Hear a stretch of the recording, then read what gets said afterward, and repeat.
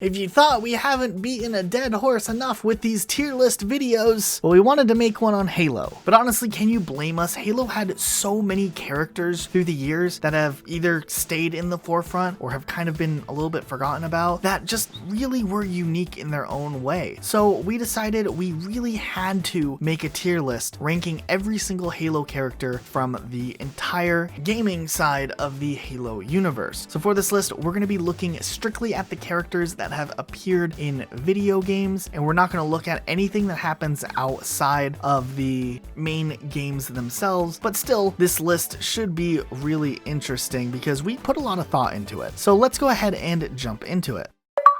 So for this video, we're going to go through the games in chronological order based on when they released. So starting things off with Halo Combat Evolved, right away, we had some great characters that are still iconic to this day. So right away, Master Chief and Cortana are iconic in their own ways. Despite any weird developments they've gone through in later games, there's no denying that these characters were fundamental for how Halo would be perceived for the future and still are iconic and will be characters that will never really be forgotten. So they're definitely deserving of the S tier easily. And you know what? Sergeant Major Avery Jr. Johnson is also deserving of the S tier. This character is just honestly kind of a badass all the way through everything that we've ever seen him do, from Halos 1, 2, 3, and honestly the little Easter egg he's in ODST was really cool. So we honestly just loved this character and he's a fan favorite easily. Jacob Keyes, who was a major character in Halo 1 and also came back for the end of Halo Reach, was a really important character too, and kind of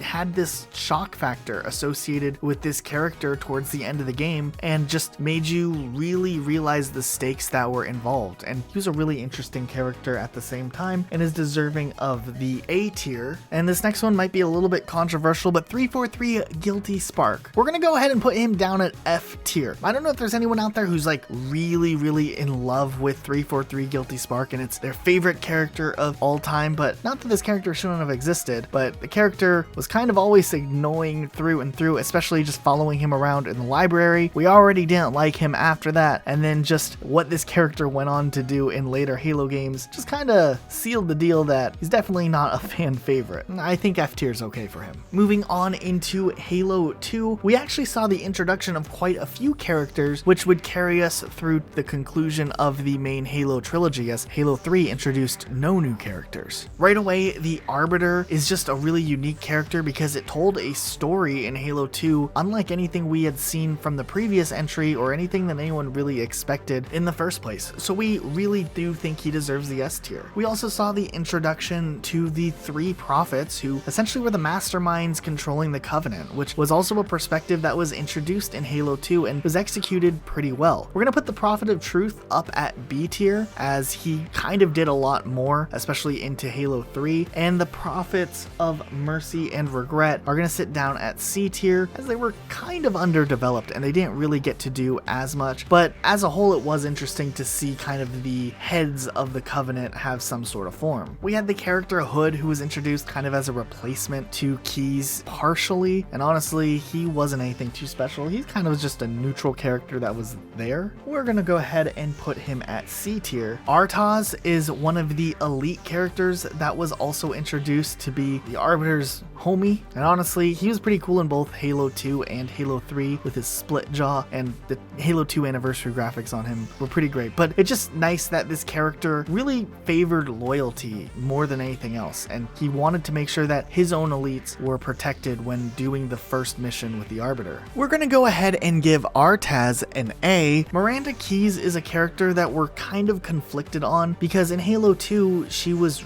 really important, and then in Halo 3 she kind of was annoying, and then she didn't really do anything until the end, where she couldn't even kill Sergeant Johnson or herself. She just got murdered. It's kind of a shame the way they wrapped this character up. There could have been a lot more going on, especially since she's Halsey's daughter. There could have been some sort of interaction with Cortana. There was a lot of opportunity for this character, but it feels kind of missed. But Halo 2's Miranda Keyes was more interesting, so we're just gonna put Miranda Keyes at C tier. We also saw the unexpected introduction of the Gravemind, which we never really knew if there was any intelligence intelligence behind the Flood, and knowing that there was this mastermind species that existed was really intimidating in the later act of Halo 2, and honestly, it was really unique. And we're gonna put Gravemind up there at A tier, and while we're at it, Tartarus was another villain introduced in Halo 2, and while we didn't really see him carry over into Halo 3 at all, it was really interesting to see the dynamic of the brutes who were led by Tartarus overthrow the elites who kind of were led by the Arbiter in one way or another. And Tartarus ended up being a worthy opponent in the finale for Halo 2, which would lead to literally all of the elites leaving the Covenant, or at least that's how Halo 3 portrayed it, but Halo 4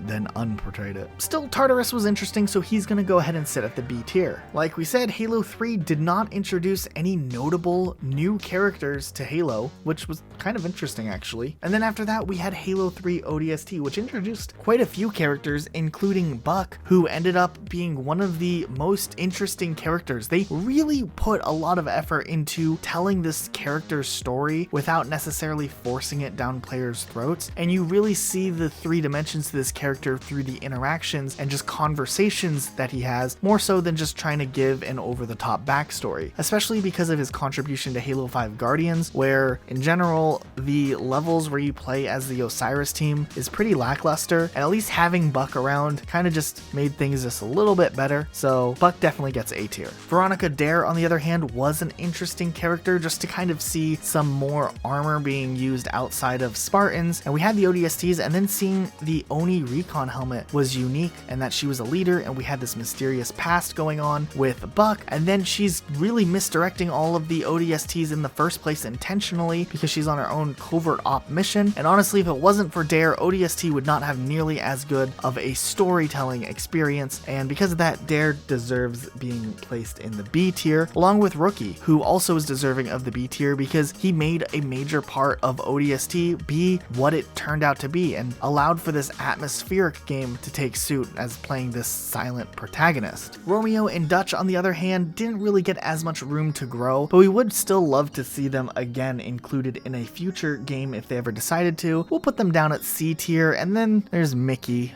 Just no one really likes Mickey, so he's going to be a D tier. And then we have possibly one of my favorite characters in the entire Halo franchise, but we also don't want to overweigh him on this tier list, but Virgil, who was really a character that was unexpected as he's an engineer who tapped into the city AI and is like a super intelligent computer that's also an alien. Honestly, this character is deserving of A tier, and if you go through ODST going for the audiophile achievement, there's just this really deep story that incorporates Virgil in a unique way, and it's really cool and just fleshes out this character a little bit more. Plus, at the same time, Virgil's actually a helpful AI for once, because he gives you shields when you're nearby him in the final 2 levels. It's pretty nice of him. Halo Reach also saw the introduction of many new characters, but most importantly, we finally saw the reveal of Catherine Halsey, who's a character that's existed in the Halo universe since the beginning, but we never actually saw her portrayal in a video game up until Reach, and this character would go on to be possibly one of the most interesting characters of the newer Halo games that we've had so far. Halsey's role in Halo Reach was not only important, but also the way they've incorporated this character in Halo 4 and especially into Halo 5 has been one of the best parts of these newer games made by 343 Industries. So this character is really strong right away, and we appreciate that. So easily we are putting Halsey up there at S tier along with all of those other iconic characters. But we have Noble Team as well, and honestly, a lot of the Noble Team was just really great, not only for what they contributed story-wise, but also just as iconic characters to exist in the Halo universe. Carter was a great leader to the team, and like most of the team of Noble, was willing to make sacrifices where necessary. So Carter and Noble 6 and George, all iconic characters that made sacrifices in their own right, are deserving of the A tier, with Emil, another character who was willing to do whatever it took to complete his mission, is going to go a little bit higher up at S tier, as honestly his helmet was really cool and everyone just wanted to look like Emil back in the Reach days, and honestly the way that he took out that final elite was pretty awesome. Kat, on the other hand, is going to go just a little bit lower, sitting down at B tier, just because she was really bad at driving, but at the same time Kat was interesting enough and utilized technology story in an interesting way, which kind of just made her feel like a unique character on the team, and it showed that everyone had their own special role to play. And while a ton of people really like June, I just never really could like this character. It never felt like his story became full circle at any point. Then he kind of just disappears at the end with Halsey, and apparently outside of the games he's been doing some stuff in the Halo universe for a while, but we've never seen him reappear in a game yet. So this character obviously could be subject to change down the road if they ever decide to incorporate him and give him some sort of full-fledged circle where he's going to go one day. But for now, he can sit down at the C tier. Once again, Halo 4 saw a pretty big time jump and introduced more characters for us to dive into, but most interestingly enough, Lasky was one of these characters that we really didn't know how to feel about him, but honestly, he's pretty wholesome, and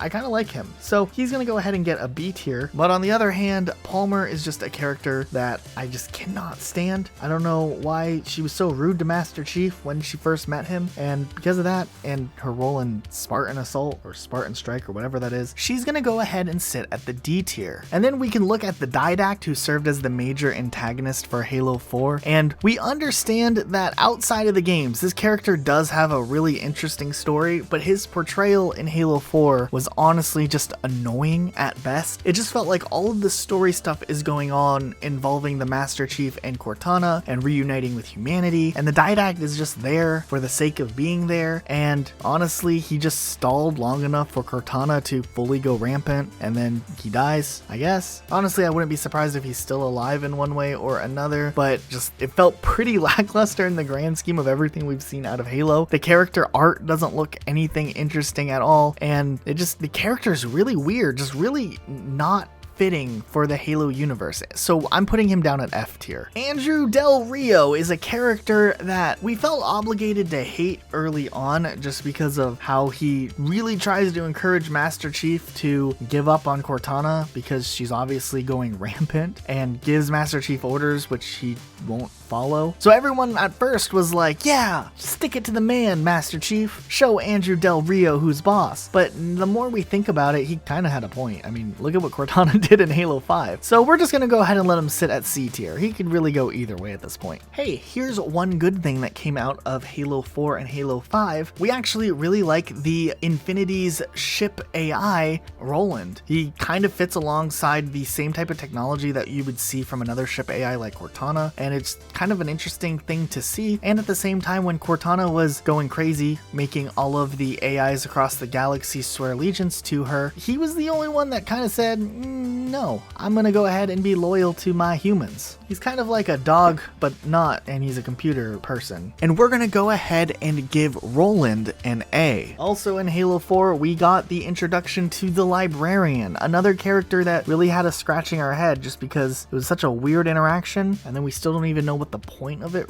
really was. So I'm just gonna go ahead and put the Librarian down at F tier for now. If they ever decide to elaborate a little bit more and make the character more interesting, maybe this will change one day. But for now, F tier. And then we have the coolest Spartan of them all, Gabe Throne. Yeah, a lot of you guys probably don't remember him, but he's essentially the character who had the cutscenes in Spartan Ops and was part of Team Majestic. He didn't really do much, but we're gonna go ahead and put him down at D tier. And then we had Man Dama, who was actually a really interesting villain to have throughout Spartan Ops, and actually made the most sense for a villain in Halo 4, more so than the Didact. It would have been really cool if he was the villain in Halo 4, as it would have made more sense to what's going on with the Covenant, why the elites aren't with humans anymore or working alongside the Marines anymore, and that would have been a really interesting storyline to have. And honestly, Spartan Ops made this character interesting and gave people an actual reason to play through Spartan Ops. Obviously, it looked like they were planning on killing this character off in Season 2 of Halo 4 Spartan Ops, but since they never actually made Season 2, they just kind of killed him off in the first level of Halo 5 very uneventfully, and that was really, really disappointing. And that's the biggest flaw that this character has, is that we didn't really get to see more of him, and we never really will, because, you know, 343. So he's gonna have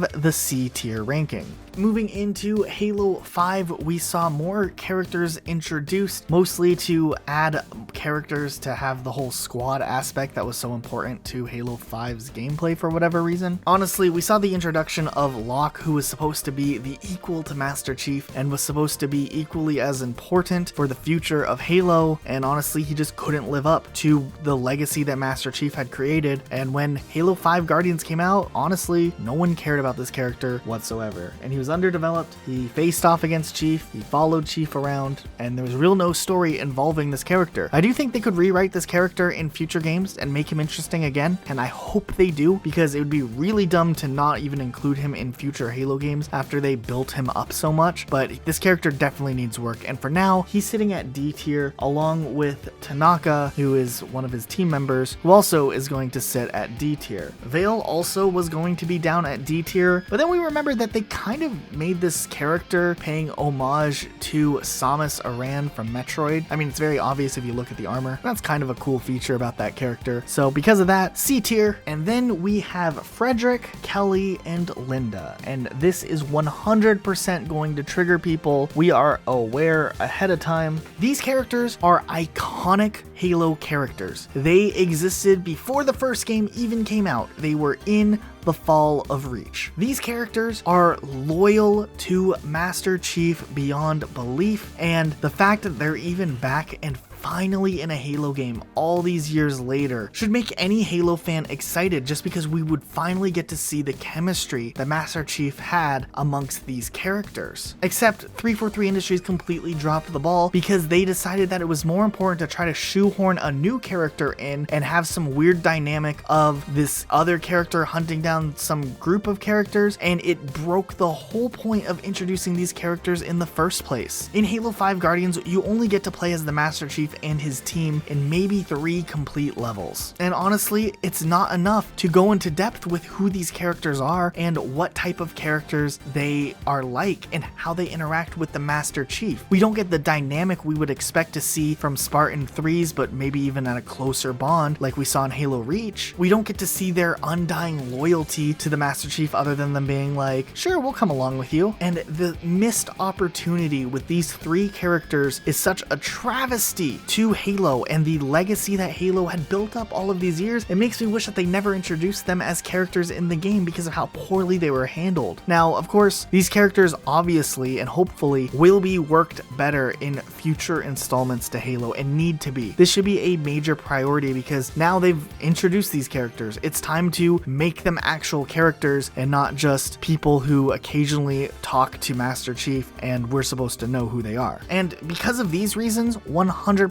I'm giving them F rankings because they are the least and most underdeveloped characters when they should have the priority given to 343 of being up there in the A tier like other characters like Buck. I understand these characters are really awesome outside of the games, but remember, this list is just strictly based off of the video games themselves, so we can't account for the awesome things they've done in the books. And honestly, 343 didn't even showcase how cool these characters truly are, and because of that, they deserve where they are now. But that is our list, guys. Let us know what you think. Would you change characters around? Would you move them up or down based off of some of the arguments we made here, or on your own opinions? Let us know in the comments down below. Be sure to subscribe with notifications on for more videos like this. We'll see you all next time with a brand new video. Bye, guys.